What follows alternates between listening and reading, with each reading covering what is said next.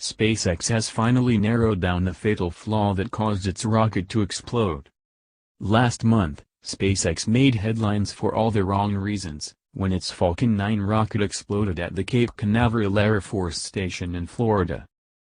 Not only was this a major setback for SpaceX, which has been grounded ever since, but it also destroyed Facebook's first satellite, at a cost of $195 million. Now investigators think they've finally figured out the source of the devastating explosion. The investigation, which has been carried out by representatives from SpaceX, the US Federal Aviation Administration, FAA, NASA, the US Air Force, and other industry experts, has led them to the 3 helium pressure vessels that sit in the upper portion of the rocket. These 3 vessels, called composite overwrapped pressure vessels, or COPVs, are part of the cryogenic helium system of the second-stage liquid oxygen tank. And investigators have now been able to replicate the problem in one of the vessels by simply tweaking the conditions inside the tank during the helium loading process. Previously, we announced the investigation was focusing on a breach in the cryogenic helium system of the second-stage liquid oxygen tank, SpaceX explains on its site. Through extensive testing in Texas, SpaceX has shown that it can recreate a COPV failure entirely through helium loading conditions. These conditions are mainly affected by the temperature and pressure of the helium being loaded. Given that the explosion occurred during a routine tank filling, that means the engines weren't on, and SpaceX has been trying to identify an alternative heat source for the explosion ever since. Now it looks like the flaw resulted from a slight change in temperature and pressure conditions inside the tank, which is actually far more disconcerting than if they'd found some faulty wiring, bad practice, or even sabotage that resulted in a rogue spark.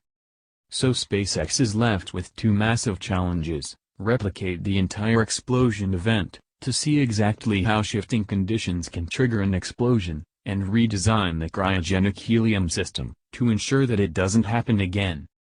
Considering the timeline of the event is so incredibly short, from the first signs of a problem to a complete loss of data, it's 93 milliseconds, or less than 1/10 of a second. That's no easy task, even if you're looking in the right place.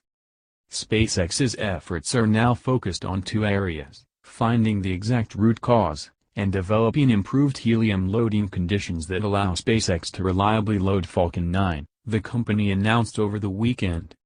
In case you somehow missed all the drama of the September 1st incident, SpaceX has experienced a lot of explosions over the past few years, but none have been quite so devastating as the one that resulted in the loss of a Falcon 9 rocket, and Facebook's first internet satellite.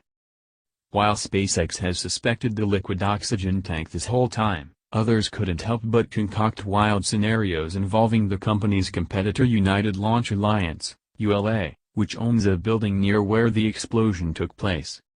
Earlier this month, unnamed industry officials reported that SpaceX saw an odd shadow and then a white spot on the roof of a nearby building just before the blast, which conspiracy theorists latched onto as the possible heat source they were looking for.